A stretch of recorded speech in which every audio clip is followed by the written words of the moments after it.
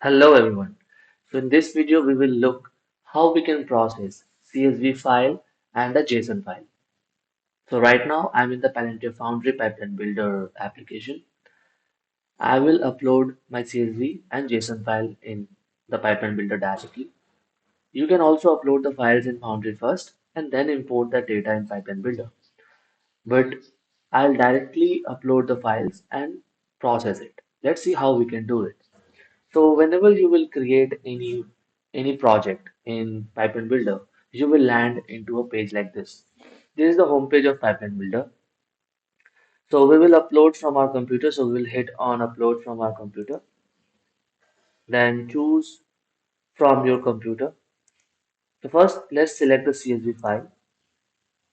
So after selecting the CSV file, it is giving us three options like upload as a structured data set, upload to a new media set, and upload to a new unstructured data set. So as we know, CSV is kind of a structural format data and we want that to be in the same way. So we will go ahead with the upload as a structured data set. Upload.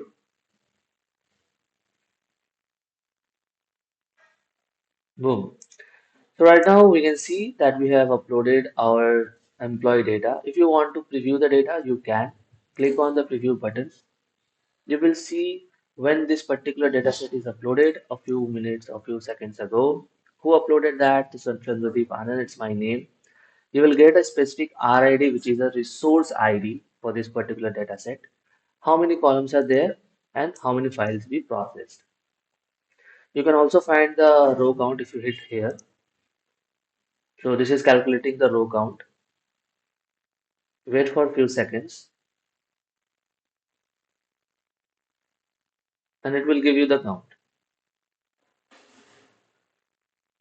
Meanwhile, let's see the columns and their values. So we have a record ID column. Okay. Then we have which project particular person is working on.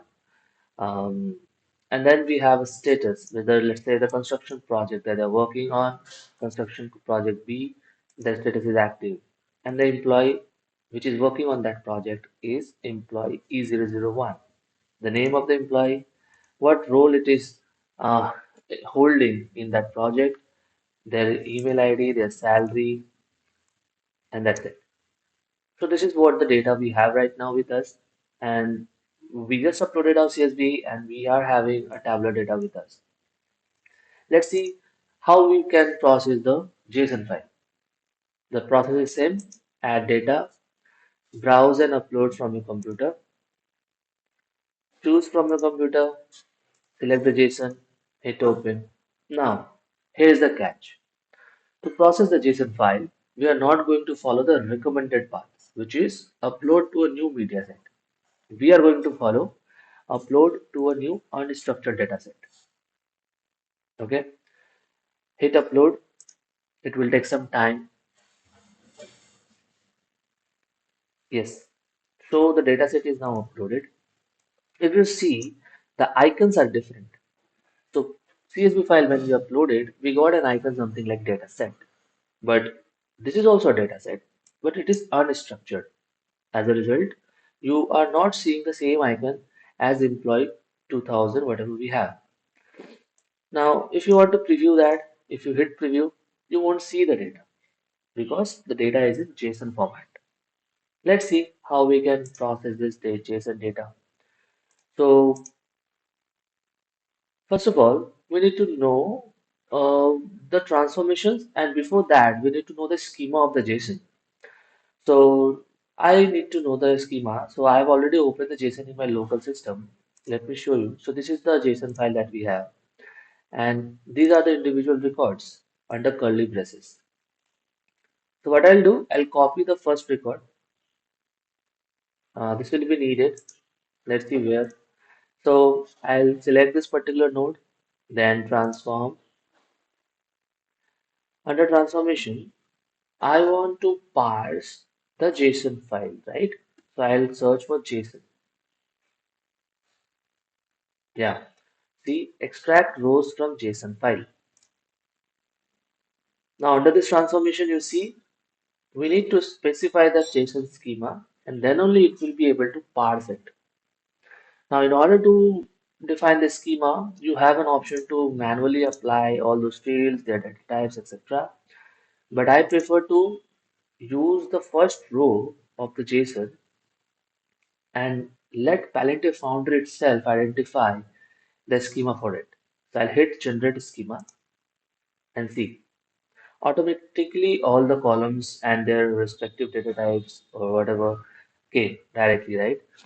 So this is how we generated the schema. Let's see how the data will look like. I hit the apply button. Let's close the transformation. Hit preview. Great. So now we can see the JSON file data as well. So what we have done, we have simply uploaded the JSON file. We added a new transformation, and in that transformation, we specified the JSON schema, and that's it. Palantir Foundry automatically uh, went through all the records of the JSON, and it is showing you a tabular representation of the JSON file. Now, once we got this kind of tabular data with us, next we can create a final dataset output, which we can use further. So we'll go to the output, new dataset. We'll specify the name as, let's say, employee JSON data. All right. And the column that we will go with the default column names. Okay. So this is one output. Let's get another output, which is this dataset that we got. And finally, we can create a new dataset. Let's say this is a CSV output.